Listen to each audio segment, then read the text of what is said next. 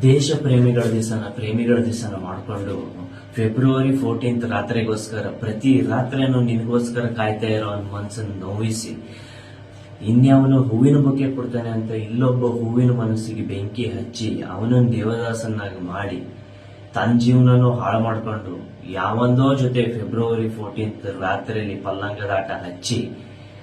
ಇನ್ನು 4 ತಿಂಗಳಿಗೆ ಹೊಟ್ಟೆ ತುಂಬಿಸ್ಕೊಂಡು ಮನೆಯವ್ರ ಹತ್ರ ಬಂದು ಹೇಳಿ ಮನೆಯವರು ಅವಳನ್ನ ಕರ್ಕೊಂಡು ಆಸ್ಪತ್ರೆಗೆ ತಗೋ ಹೋಗಿ ಆಸ್ಪತ್ರೆಯಲ್ಲಿ ಅವಳಿಗೆ ಅಬಾರ್ಷನ್ ಮಾಡಿಸಿದಕ್ಕೆ ಡಾಕ್ಟರಿಗೂ ಭ್ರೂಣ ಹತ್ಯೆ ಕೇಸನ್ನು ಹಾಕಿಸಿ ತಮ್ಮ ಜೀವನ ಹಾಳು ಮಾಡ್ಕೊಂಡು ಹುಡುಗನ ಜೀವನ ಹಾಳು ಮಾಡಿ ಮತ್ತೊಬ್ಬನ ಜೀವನ ಹಾಳು ಮಾಡಿ ತಂದೆ ತಾಯಿಗೆ ನೋವು ಕೊಟ್ಟು ಆಮೇಲೆ ಮತ್ತೆ ಗೌರ್ಮೆಂಟ್ ಕೆಲಸ ಇರೋ ಇನ್ಯಾವನೋ ಒಬ್ಬ 33 ವರ್ಷದ ಅಂಕಲ್ ಜೀವನನೂ ಹಾಳು ಮಾಡಿ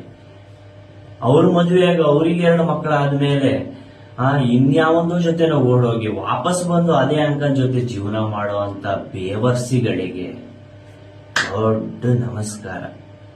ಇದು ಫೆಬ್ರವರಿ 14, ಇದು ನಮ್ಮ ದೇಶ. ಜಮ್ಮು ಕಾಶ್ಮೀರ